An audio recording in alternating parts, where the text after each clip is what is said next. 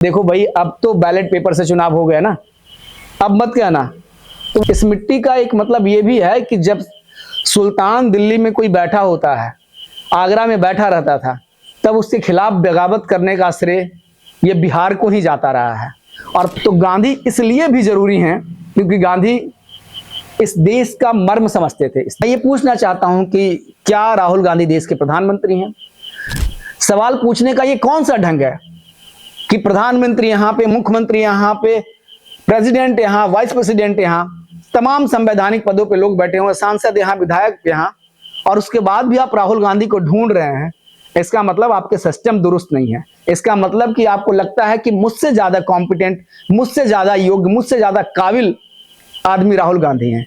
इस शर्म की बात है कि आपका एक भाई मुसीबत में, कहते हैं खालिस्तानी तुम्हारा ट्रैक्टर नहीं दिख रहा है, दंगाई तुम्हारा ट्रैक्टर नहीं दिख रहा है, कहां आ गए तुम? किसी दल के आवेग में होकर के, किसी सत्ता के आवेग में होकर के, किसी व्यक्ति को, किसी पद पे बैठे आदमी को आप इतना जलील ना करें कि जिससे लोगों को लगेगा कि अब तो बेईमानी हो रही है। कृष्ण क्यों खड़े हो गए थे पांडवों के साथ? लोगों को ये ना लगे कि इसको सताया जा रहा है, इसको निकाला जा रहा है, इसे तंग किया जा रहा है, बार बार कभी सदन से भगा दिया जा रहा है, कभी घर छीन लिया जा रहा है। इतनी भी जल्दी क्या है? और अगर आपको लगता है कि किसी एक आदमी के ना होने से आपका देश अस्थिर हो जा रहा है, तो मेरी राय है कि बना दीजिए उन्हें प्रधानमंत्री। नमस्कार, मैं हूं साहिल और आपसे मुखातिब हूं। मैं यहाँ बुद्ध की धरती पे आया हुआ हूं, कर्पूरी की धरती पे आया हुआ हूं, जेपी की धरती पे आया हूं, और ये धरती गांधी की भी कर्म भूमि है। और इसी धरती पे अगर आप हिंदू रीति रिवाज भी समझते हैं तो जानिए कि पितृपक्ष का जो महीना शुरू हो गया है और अपने पितरों को तर्पण देने के लिए लोग गया जी पहुंच रहे हैं। तो इस मिट्टी का अलग महत्व है, इस मिट्टी की अलग अलग व्याख्याएं हैं। तो मैं उसी धरती पे हूं जहां चुनाव की रणभेरी बज चुकी है। एक चुनाव आज इंद्रप्रस्थ में हुआ जहां वाइस प्रेसिडेंट के इलेक्शन में एनडीए कैंडिडेट सीपी राधाकृष्णन जी को जीत मिली, तो वहीं दूसरी तरफ अपोजिशन के जो कैंडिडेट थे उनको हार का चेहरा देखना पड़ा। इस जीत के बाद पीएम मोदी ने भी उनको बधाई दी। पोजीशन में खुशी की लहर है, पोजीशन इस पे कटाक्ष कर रहा है कि देखो भाई, अब तो बैलेट पेपर से चुनाव हो गया ना, अब मत कहना। तो वहीं दूसरी तरफ जो अपोजिशन के लोग हैं, जयराम रमेश, उन्होंने कहा कि भैया इसमें जो है आपकी नैतिक हार है। हालांकि इसकी व्याख्या हम बाद में करेंगे, चूंकि मैं खुद बिहार की पावन मिट्टी, पावन धरा पे आया हुआ हूं और इस मिट्टी के अलग अलग मायने बताए जाते हैं। इस मिट्टी का एक मतलब ये भी है कि जब सुल्तान दिल्ली में कोई बैठा होता है, आगरा में बैठा रहता था, तब उसके खिलाफ बगावत करने का श्रेय ये बिहार को ही जाता रहा है। और तमाम पोस्ट इंडिपेंडेंस या प्री इंडिपेंडेंस ये मिट्टी वैसे ही क्रांति की भूमि रही है। तो ये तो बात हो गई वाइस प्रेसिडेंट इलेक्शंस की और उसमें जीत मिली है। दूसरी बात ये कि अपोजिशन के लोग इस बात पे थोड़ी खुशी जाहिर कर सकते हैं कि जो SIR पे बात चल रहा था, उस पे एक विमर्श चल रहा था, उसमें सुप्रीम कोर्ट ने यह कहा है चुनाव आयोग को कि आप 12वें दस्तावेज के तौर पर आप आधार को भी इसमें ऐड कर सकते हैं। हालांकि उसमें वेरिफिकेशन कैसा होगा, क्रॉस वेरीफाई कैसा होगा, इसको लेकर के ये अधिकार क्षेत्र जो है चुनाव आयोग के पास रहेगा। तो कुल मिलाकर के एक गोल जो है पोजीशन की तरफ से, एक गोल अपोजिशन की तरफ से, दोनों अपनी अपनी तरह से खुशियां मना रहे हैं। इसके अलावा मैं बताऊं आपको कि नेपाल में बगावत हो गया है और उस बगावत की वजह से लोग कह रहे हैं कि एजेंजी ने बगावत किया है। कुछ दिन पहले एक टीनेजर लड़का था, उसका जो स्पीच था बहुत जबरदस्त वायरल हुआ था। और इसको लेकर के जो लोग भी राजनीति समझते हैं, जो राजनीति की समझ सूझबूझ थोड़ी भी रखते हैं, वो कह रहे थे कि कुछ तो ऐसा होने वाला है। आप अगर इंडिया को देखते हैं तो इंडिया के जो एडजेसेंट कंट्री है, लाइक बांग्लादेश है, श्रीलंका, पाकिस्तान, ऐसे भी स्थिर है। बलूच बार बार इनके खिलाफ बगावत करते रहते हैं। और एक नेपाल से तो आप कहें कि नेपाल के जो मायने हैं उसमें माँ जानकी का भी बड़ा महत्व है। नेपाल में बहुत नज़दीक है बिहार से, और उसकी जो बॉर्डर है वो दोनों बहुत मिला जुला हुआ है। तो नेपाल का भी अलग कनेक्शन है हिंदुस्तान के साथ, बिहार के साथ। ऐसे में बगावत होना लोकतंत्र के लिए कतई अच्छा नहीं है। लेकिन जिस तरह से बगावत हुआ है वो एक सोचने वाली बात है। हाँ, आंदोलन के अपने रूप होते हैं, एंगर होता है, फ्रस्ट्रेशन होता है, और उस फ्रस्ट्रेशन के बाद लोग उसको निकालते हैं, उस पर धरना प्रदर्शन करते हैं। लेकिन नेपाल में जिस तरह की तस्वीरें आ रही हैं, जिस तरह का वीडियो आ रहा है, वो वाकई चिंतित कर देने वाला है। मैं बार बार ये बात कहता हूं कि हिंदुस्तान जो है, भारत जो भूमि है, वो गांधी की भूमि क्यों कहता हूं मैं, महात्मा गांधी की भूमि क्यों कहता हूं? जब पूरी दुनिया में एक राइट विंग या फिर एक तरह से एंगर विंग का काम कर रहा था कि हम आएंगे और बंदूक से आजादी लेंगे। बहुत सारे मुल्क को अगर आप देखते हैं, बहुत सारे देशों को देखते हैं, तो जिस तरह से सत्ता का ट्रांसफॉर्मेशन होता है या हुआ, जिस तरह से खूनी क्रांति से उन्होंने छीन के ले ली, और उसके बाद उस कंट्री का हाल क्या हुआ कि वो 50 साल बाद, 60 साल बाद, 70 साल बाद उसके भी हाल मतलब अच्छे नहीं रहे। तो सवाल यह है कि हिंदुस्तान के लोकतांत्रिक मूल्य इतने क्यों मजबूत हैं? क्योंकि इसमें गांधी है। आइडिया ऑफ इंडिया क्यों मजबूत है? क्योंकि इसमें, इसके बीच में, इसके केंद्र में गांधी है।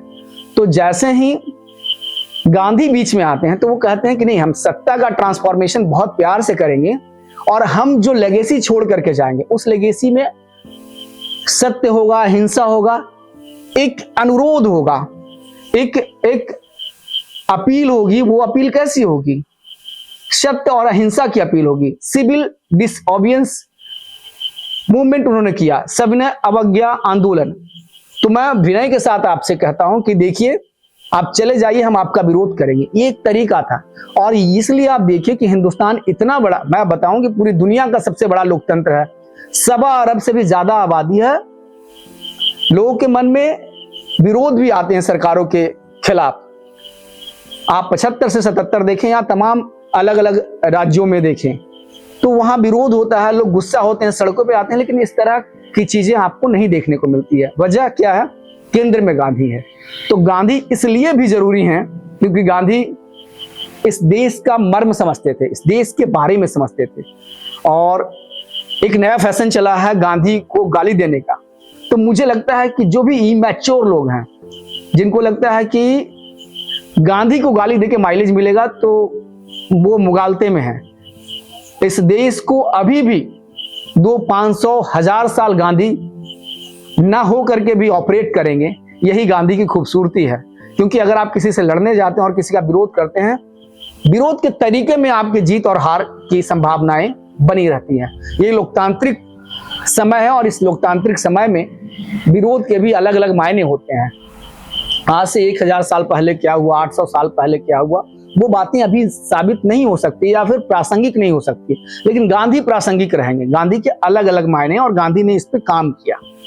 खैर, एक जो इसके बाद की खबर है जिस पे मैं बात करना चाहता हूं कि अभी राहुल गांधी बिहार में वोटर अधिकार यात्रा पे थे, और वोटर अधिकार यात्रा के बाद उनकी तस्वीर वायरल हो रही थी कि राहुल गांधी देखिए चले गए, पंजाब में बाढ़ आ गया, राहुल गांधी नहीं है। देखिए राहुल गांधी इलेक्शन के बाद वो ट्रैवल पे चले जाते हैं, एक डेस्टिनेशन पे चले जाते हैं, अपना वो थकान मिटाते हैं। निजी जीवन एक अलग मसला है।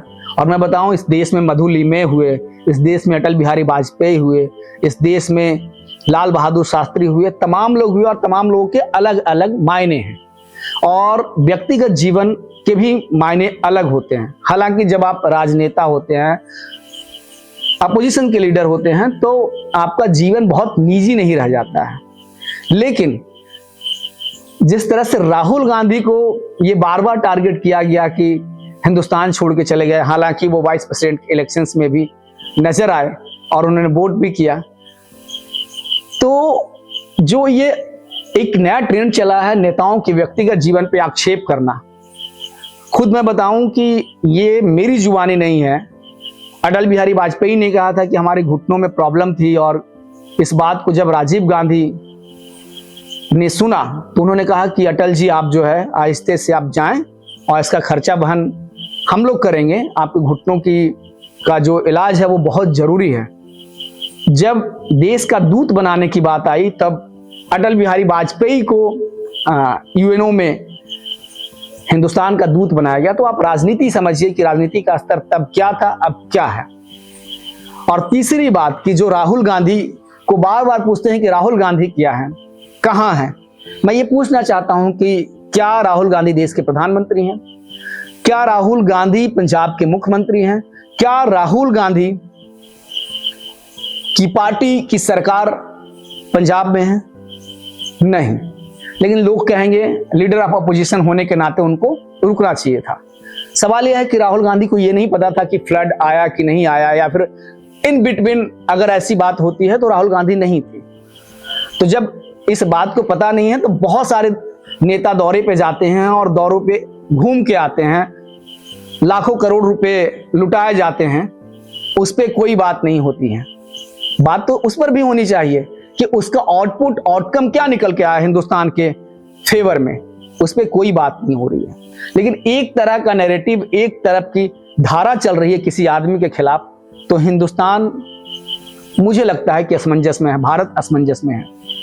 और मुझे लगता है कि इस देश को असमंजस में नहीं होना चाहिए। इस देश की जो कड़ी है, जो नींव है, भरोसे की बात है, भरोसे पर है। 1.25 अरब भारतीयों के आस्था पे टिका हुआ है, क्योंकि देश क्या है, एक भूभाग का टुकड़ा होता है। अगर इस टुकड़े से आप आस्था और विश्वास और भरोसा और राष्ट्रभक्ति निकाल के फेंक देंगे तो वो देश एक जमीन का टुकड़ा या भूभाग का टुकड़ा बना रह जाएगा। ये देश यहाँ के लोगों के भरोसे से है। तो इस तरह का नैरेटिव चल रहा है कि आप राहुल गांधी कहाँ चले गए। तो क्या वो सारी जिम्मेदारी निभा रहे हैं? जब सारी जिम्मेदारी नहीं निभा रहे हैं, और अगर आप सभी को, खास करके जो पोजीशन के लोग हैं, हर एक बात में नुक्ताचीनी करते हैं, तो हमें तो लगता है कि पोजीशन को ही, राहुल गांधी या पोजीशन के हाथ में सत्ता दे देनी चाहिए और तब सब उनसे सवाल पूछें। सवाल पूछने का ये कौन सा ढंग है कि प्रधानमंत्री यहाँ पे, मुख्यमंत्री यहाँ पे, प्रेसिडेंट यहाँ, वाइस प्रेसिडेंट यहाँ, तमाम संवैधानिक पदों पे लोग बैठे हुए, सांसद यहाँ, विधायक यहाँ, और उसके बाद भी आप राहुल गांधी को ढूंढ रहे हैं।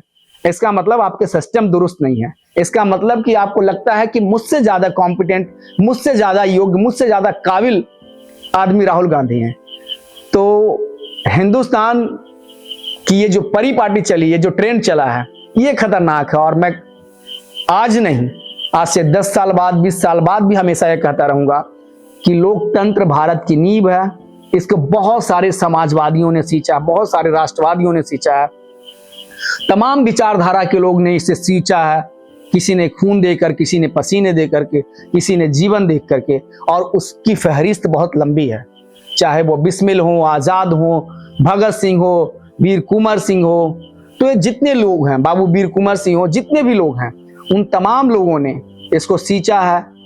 और इसके सींचने से ही ये मुल्क ऐसा है कि हम अभी भी भरोसा करते हैं अपने देश के नायकों पे, इस देश के संवैधानिक पद पे। मैं ये चाहता हूं, या देश भी ये चाहता है कि कम से कम ऐसी बयानबाजी तो रुके जिससे कि देश की गरिमा, राज्य की गरिमा वहां पे ठेस न पहुंचे। पंजाब भी हिंदुस्तान में है सर, और पंजाबियों ने, सिखों ने हिंदुस्तान के लिए, भारत के लिए क्या बलिदान दिया, किससे छुपा हुआ है?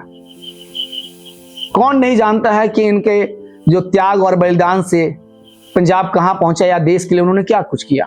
आज वो कह रहे हैं, लाइन लिखते हैं, कितनी शर्म की बात है कि आपका एक भाई मुसीबत में, कहते हैं खालिस्तानी तुम्हारा ट्रैक्टर नहीं दिख रहा है, दंगाई तुम्हारा ट्रैक्टर नहीं दिख रहा है, कहां आ गए तुम? थार वाले, फॉर्च्यूनर वाले, महंगे पोर्स कार वाले, फॉर्च्यूनर वाले कहां चले गए? मर्सिडीज वाले कहां चले गए? तो मैं कहता हूं कि जब एक भाई मुसीबत में हो तो हम अपना कम से कम नैतिक भरोसा तो उनको दें।